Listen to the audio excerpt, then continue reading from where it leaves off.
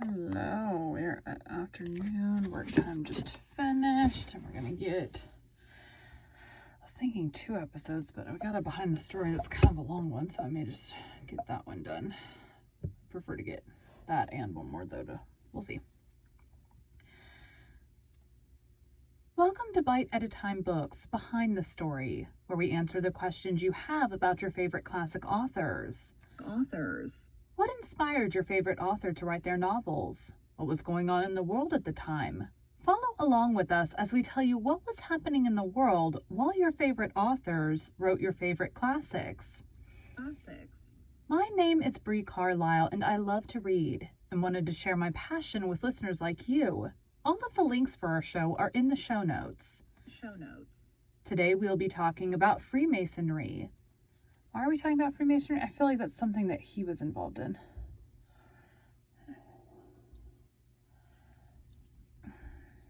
I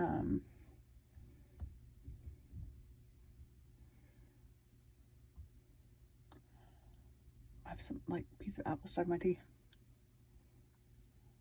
Super cute, I know. Okay.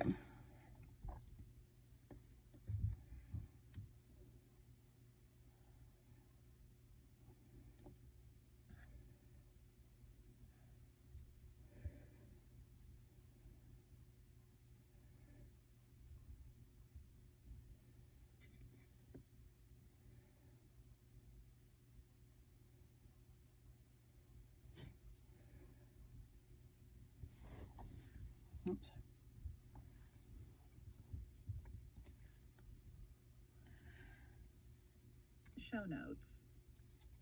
Show notes. Today we'll be talking about Freemasonry, which is something that Alexandre Dumas was a part of. It's Andre, whatever. My gosh.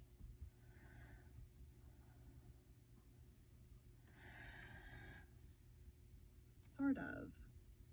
Freemasonry or Masonry refers to fraternal organizations that trace their origins to the local guilds of stonemasons that from the end of the 13th century regulated the qualifications of stonemasons and their interaction with authorities and clients. Modern Freemasonry broadly consists of two main Modern Freemasonry broadly consists of two main recognition groups. Regular Freemasonry insists that a volume of scripture be opened in a working lodge, that every member profess belief in a supreme being, that no women be admitted, and that the discussion of religion and politics be banned. Continental Freemasonry consists of the jurisdictions that have removed some or all of these restrictions. The basic local organizational unit of Freemasonry is the lodge. These private lodges are usually supervised at the regional level, usually contemporaneous with the state, province, or national border, by a Grand Lodge or Grand Orient. There is no international worldwide Grand Lodge that supervises all of Freemasonry. Each Grand Lodge is independent, and they do not necessarily recognize each other as being legitimate.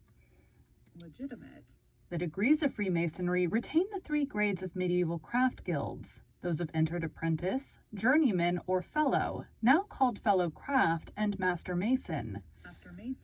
The candidate of these 3 degrees is progressively taught the meanings of the symbols of Freemasonry and entrusted with grips, signs, and words to signify to other members that he has been so initiated.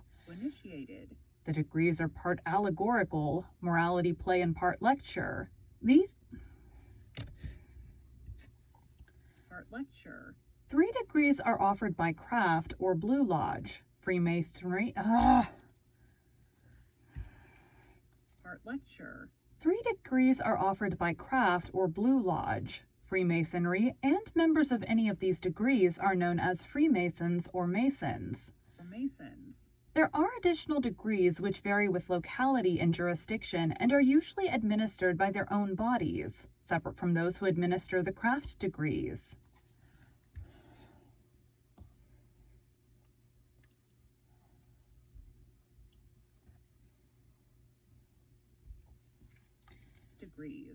The Masonic Lodge is the basic organizational unit of Freemasonry. The lodge meets regularly and conducts the usual formal business of any small organization, approves minutes, elect new members, appoint officers, and take their reports.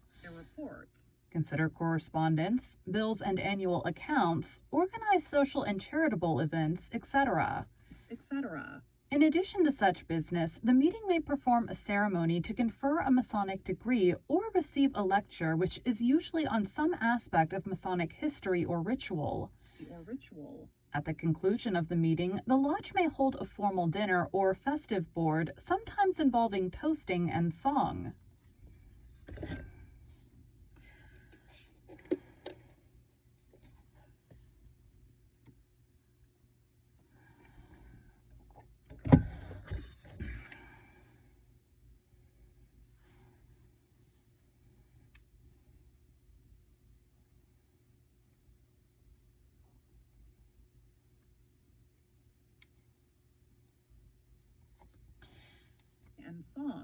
The bulk of Masonic ritual consists of degree ceremonies. Candidates for Freemason, Candidates for Freemasonry are progressively initiated into Freemasonry, first in the degree of entered apprentice. At some later time in separate ceremonies, they will be passed to the degree of Fellowcraft, and then raised to the degree of Master Mason. In each of these ceremonies, the candidate must first take the new obligations of the degree and is then entrusted with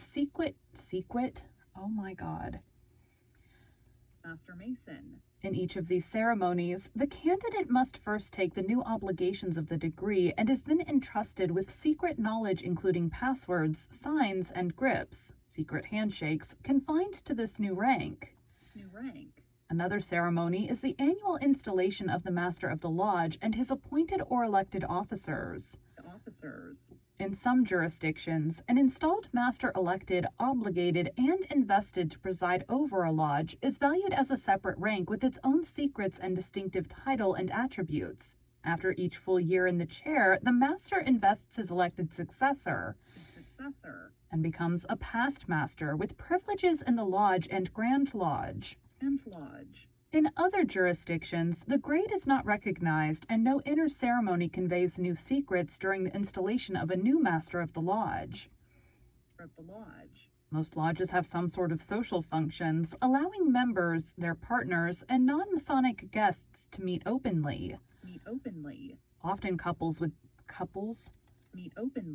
Often coupled with these events is the discharge of every Mason's and Lodge's collective obligation to contribute to charity. This occurs at many levels, including in annual dues, subscriptions, fundraising events, lodges, and Grand Lodges. Masons and their charities contribute for the relief of need in many fields such as education, health, and old age. Private lodges form the backbone of Freemasonry, with the sole right to elect their own candidates for initiation as Masons or admission as joining Masons, and sometimes with exclusive rights over residents local to their premises. There are non-local lodges where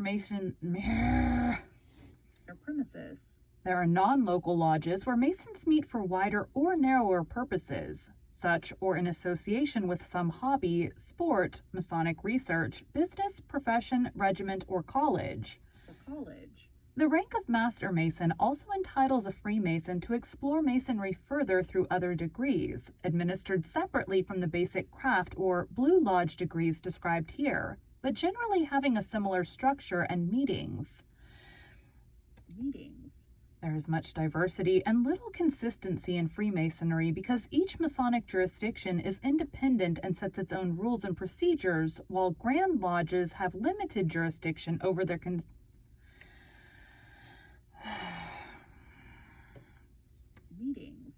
There is much diversity and little consistency in Freemasonry because each Masonic jurisdiction is independent and sets its own rules and procedures, while Grand Lodges have limited jurisdiction over their constituent member lodges, which are ultimately private clubs. The wording of the ritual, the number of officers present, the layout of the meeting room, etc., varies from jurisdiction to jurisdiction. Almost all officers of a lodge are elected or appointed annually.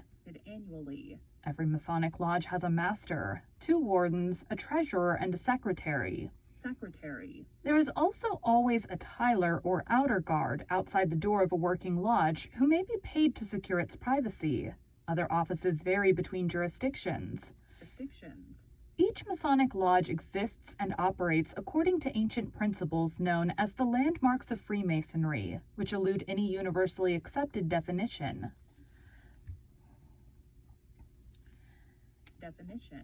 Candidates for Freemasonry will usually have met the most active members of the lodge they are joining before being elected for initiation. I need to take a drink. That's a little hot.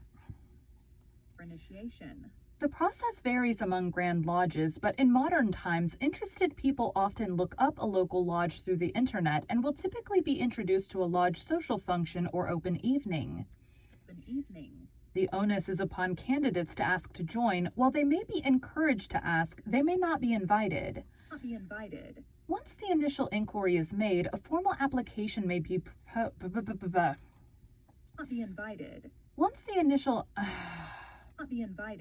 Once the initial inquiry is made, a formal application may be proposed and seconded or announced in open lodge, and more or less formal interview usually follows. If the candidate wishes to proceed, references are taken up during a period of notice so that members may inquire into the candidate's suitability and discuss it. Finally, the lodge takes an officially secret ballot on each application before a candidate is either initiated or rejected. The exact number of adverse ballots, blackballs, required to reject a candidate varies between Masonic jurisdictions. As an example, the United Grand Lodge of England only requires a single blackball, while the Grand Lodge of New York requires 3. A minimum requirement of every body of Freemasons is that each candidate must be free and of good repute. The question of freedom, a standard feudal requirement of medieval guilds, is nowadays one of independence. The object is that every Mason should be a proper and responsible person. Thus, each Grand Lodge has a standard minimum age, varying greatly and often subject to dispensation in particular cases. For example, in England, the standard minimum age to join is 21, but university lodges are given dispensations to initiate undergraduates below that age. Additionally, most Grand Lodges require a candidate to declare a belief in the Supreme Being, although every candidate must interpret this condition in his own way, as all religious discussion is commonly prohibited. In a few cases, the candidate may be required to be of a specific religion. The form of Freemasonry most common in Scandinavia, known as the Swedish Rite, for example, accepts only Christians. At the other end of the spectrum, liberal or Continental Freemasonry, exemplified by the Grand Orient de France, does not require a declaration of belief in any deity and accepts atheists, the cause of the distinction from the rest of Freemasonry. During the ceremony of initiation, the candidate is required to undertake an obligation, swearing on the religious volume sacred to his personal faith to do good as a Mason. In the course of 3 degrees, Masons will promise to keep the secrets of their degree from lower degrees and outsiders, as far as practicality and the law permit, and to support a fellow Mason in distress. There is formal instruction as to the duties of a Freemason, but on the whole, Freemasons are left to explore the craft in the manner they find most satisfying. Some will simply enjoy the dramatics or the management and administration of the lodge. Others will explore the history, ritual, and symbolism of the craft. Others will focus their involvement on their lodge's social side, perhaps in association with other lodges, while still others will concentrate on the lodge's charitable functions.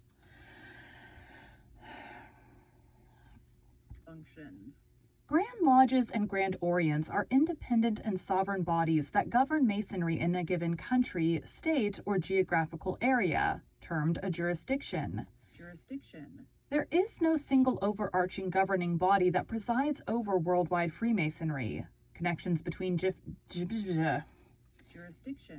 There is no single overarching governing body that presides over worldwide Freemasonry. Connections between different jurisdictions depend solely on mutual recognition.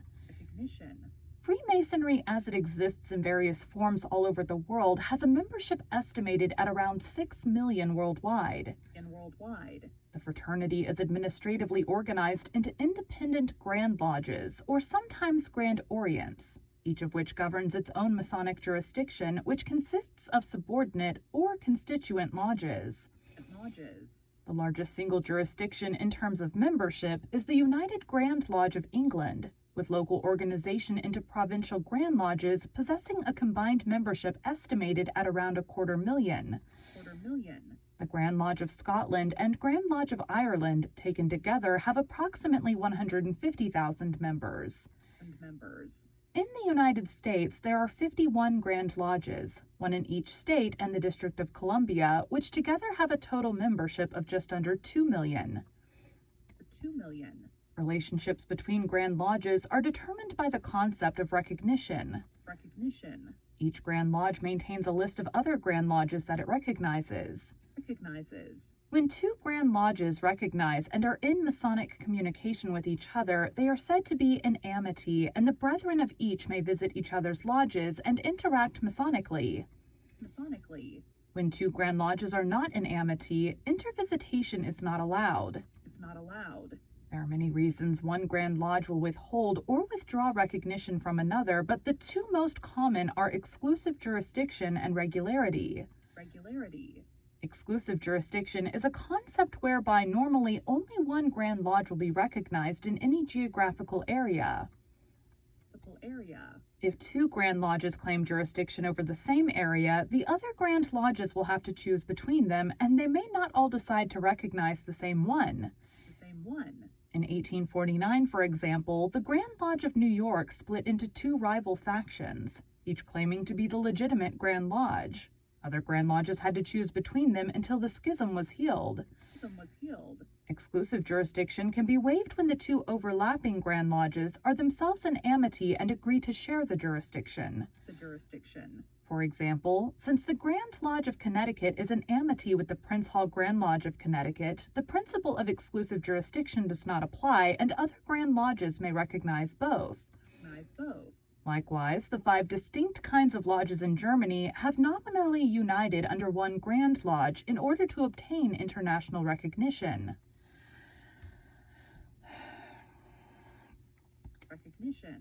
Regularity is a concept based on adherence to Masonic landmarks, the basic membership requirements, tenets, and rituals of the craft. Forgot to get a drink.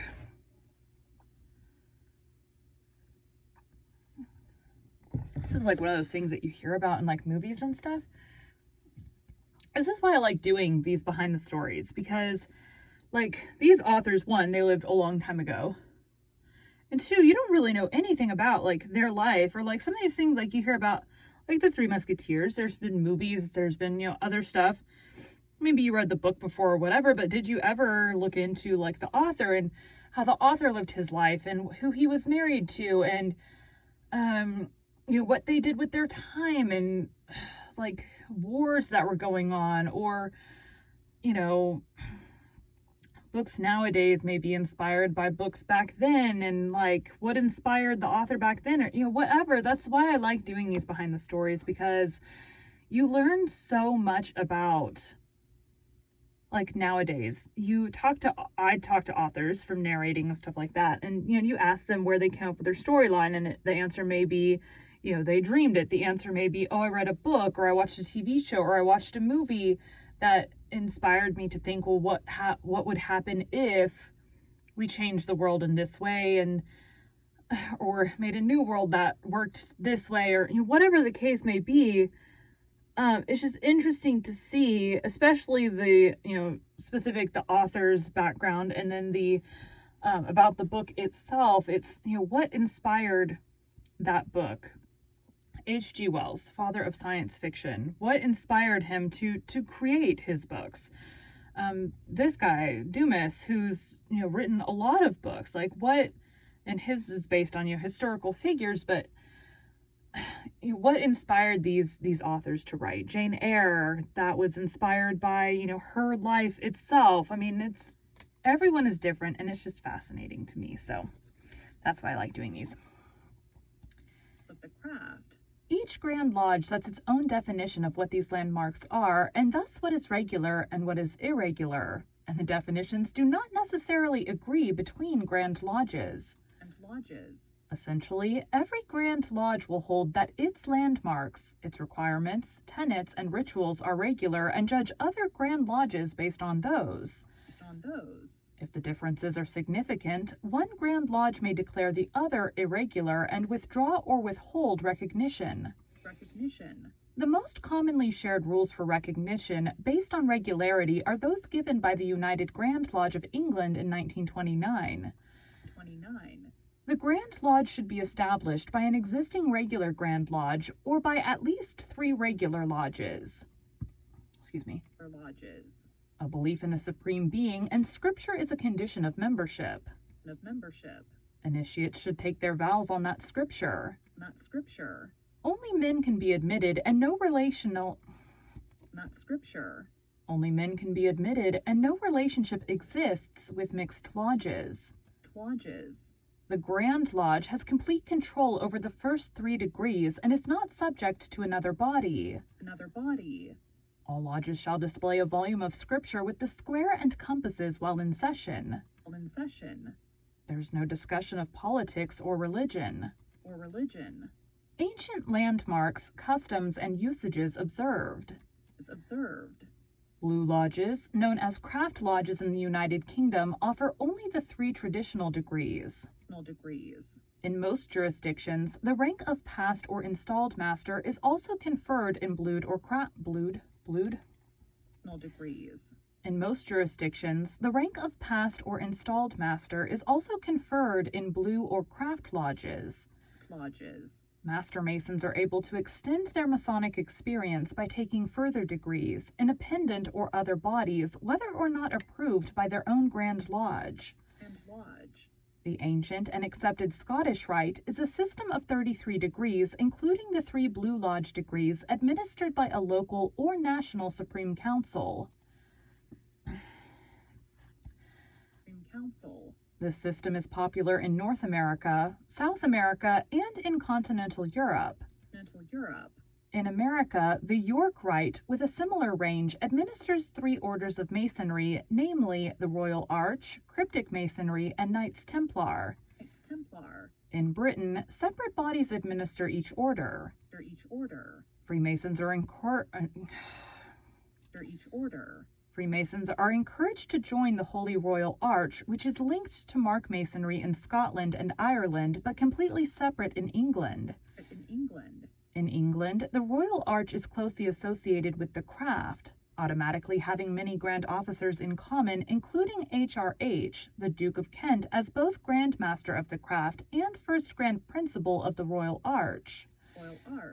The English Knights Templar and Cryptic Masonry share the Mark Grand Lodge offices and staff at Mark Mason's Hall. The ancient and accepted Rite, similar to the Scottish Rite, requires a member to proclaim the Trinitarian Christian faith and is administered from Duke Street in London. In the Nordic countries, the Swedish Rite is dominant. A variation of it is also used in parts of Germany.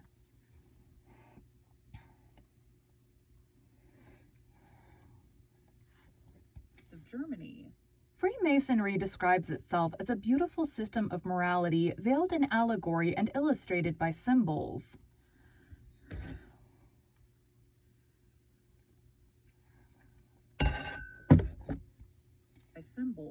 The symbolism is mainly, but not exclusively, drawn from the tools of stonemasons, the square and compasses, the level and plumb rule, the trowel, the rough and smooth ashlars, among others.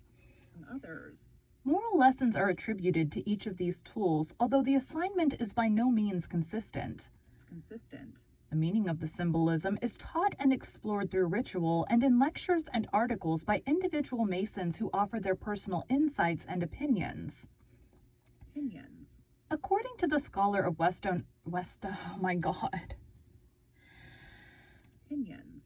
According to the scholar of Western esotericism, Opinions. According to the scholar of Western esotericism, Jan A. M. Snook, the best way to characterize Freemasonry is in terms of what it is not, rather than what it is. It is. All Freemasons begin their journey in the craft by being progressively initiated, passed, and raised into the 3 degrees of craft or Blue Lodge Masonry. Lodge Masonry. During these 3 rituals, the candidate is progressively taught the Masonic symbols and entrusted with grips or tokens, signs, and words to signify to other Masons which degrees he has taken. The dramatic allegorical ceremonies include explanatory lectures and revolve around the construction of the Temple of Solomon and the artistry and death of the chief architect, Hiram Abiff. The degrees are those of entered apprentice, fellow craft, and master mason. While many different versions of these rituals exist, with various lodge layouts and versions of the Hiramic legend, each version is recognizable to any Freemason from any jurisdiction. In some jurisdictions, the main themes of each degree are illustrated by tracing boards. These painted depictions of Masonic themes are exhibited in the lodge according to which degree is being worked, and are explained to the candidate to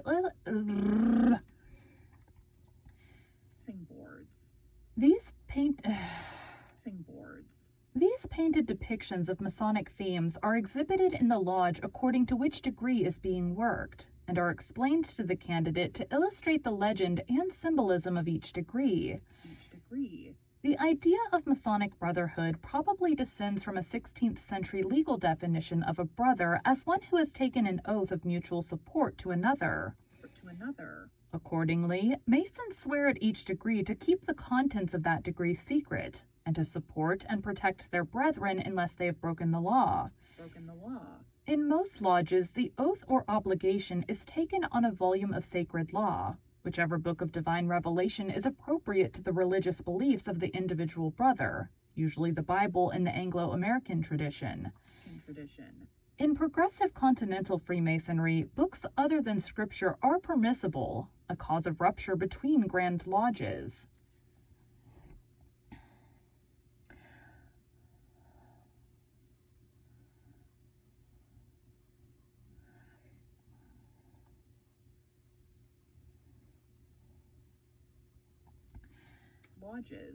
Since the middle of the 19th century, Masonic historians have sought the origins of the movement in a series of similar documents known as the Old Charges, dating from the Regius Poem in about 1425 to the beginning of the 18th century. Alluding to the membership of a lodge of operative Masons, they related to the Alluding to the membership of a lodge of operative Masons, they related to a mythologized. Alluding to the membership of a lodge of operative Masons, they relate it to a mythologized history of the craft, the duties of its grades, and the manner in which oaths of fidelity are to be taken on joining. The 15th century also sees the first evidence of a ceremonial regalia. I'm not going to. They have like each country's history on here. I'm not going to go into all that. There is no clear mechanism by which these local trade organizations became today's Masonic lodges. The earliest rituals and passwords known from operative lodges around the turn of the 17th to 18th centuries show continuity with the rituals developed in the later 18th century by accepted or speculative Masons. As those members who did not practice the physical craft gradually came to be known. The minutes of the Lodge of Edinburgh, Mary's Chapel No. 1 in Scotland, show a continuity from an operative lodge in 1598 to a modern speculative lodge. It is reputed to be the oldest Masonic lodge in the world. Alternatively, Thomas de Quincey in his work titled Rosicrucians and Freemasonry put forward the theory that suggested that Freemasonry may have been an outgrowth of Rosicrucianism, whatever. The theory had also been postulated in 1803 by German professor J.G. Buell. The first Grand Lodge, the Grand Lodge of London and Westminster, later called the Grand Lodge of England, was founded on St. John's Day, June 24, 1717, when 4 existing London lodges met for a joint dinner. Over the next decade, most of the existing lodges in England joined the new regulatory Over the next decade, most of the existing lodges in England joined the new regulatory Over the next decade, most of the existing lodges in England joined the new regulatory body, which itself entered a period of self-publicity and expansion. New lodges were created, and the fraternity began to grow. Between 1730 and 1750, the Grand Lodge endorsed several significant changes that some lodges could not endorse. A rival Grand Lodge was formed on July 17, 1751, which called itself the Antient Grand Lodge of England, to signify that these lodges were maintaining older traditions and rejected changes that modern lodges had adopted. To signify that these lodges were maintaining older traditions and rejected changes that modern lodges had adopted. Historians still use these terms, ancients and moderns, to differentiate the two bodies. These 2 Grand Lodges vied for supremacy until the moderns promised to return to the ancient ritual. They united on December 27, 1813, to form the United Grand Lodge of England. The Grand Lodge of Ireland and the Grand Lodge of Scotland were formed in 1725 and 1736, respectively, although neither persuaded all of the existing lodges in their countries to join for many years.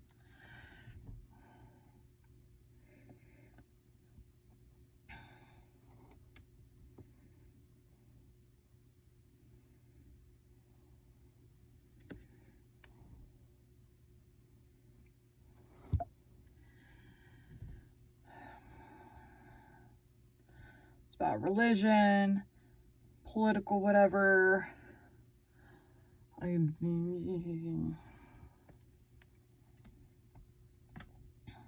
Words, man, some of these words.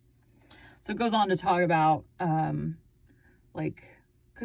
it said several times in there, they're not supposed to talk about religion, they're not supposed to talk about politics. And so then it goes into each religion and political whatever. So we're not going to cover that because basically the whole rule is you don't talk about that, or one of the main rules. Thank you for joining Bite at a Time Books Behind the Story today, while we answered some of the questions you have about one of your favorite classic authors. All of the links for our show are in the show notes. Our show is part of the Bite at a Time Books Productions Network. If you would also like to hear a story by the author we are currently featuring, check out the Bite at a Time Books podcast, wherever you listen to podcasts. Right now we are reading The Three Musketeers. Again, my name is Bree Carlisle, and I hope you come back next week when we answer more questions about one of your favorite classic authors. Yes, The Three Musketeers will be finishing on Sunday. No, I think it's Sunday. Next week will be the new books behind the story. So that's all. Thanks.